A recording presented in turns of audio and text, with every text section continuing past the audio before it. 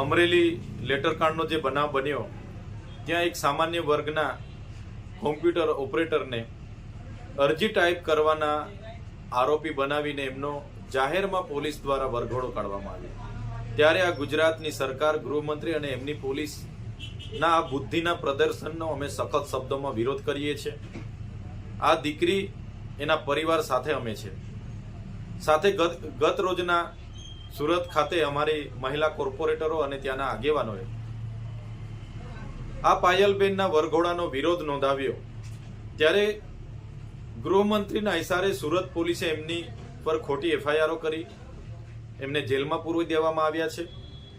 ત્યારે અમે ગૃહમંત્રીને કહેવા માંગીએ છીએ, ખોટી સોબાજી કરવાના બદલે, ખોટી શેખીઓ મારવાના બદલે જે ગુજરાતમાં નકલી પીએમઓ સીએમઓ અધિકારીઓ પકડાય છે, નકલી જજ પકડાય છે, નકલી કચેરીઓ, નકલી કોલેજો, નકલી શાળાઓ પકડાય છે, એમના પર તમે ક્યારે કાર્યવાહી કરવાના છો?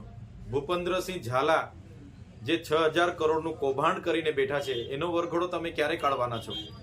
ત્યારે બુટલેગરો હોય, ભૂમાફિયા હોય કે બળાત્કારીઓ હોય ગુજરાતમાં બેફામ બન્યા છે।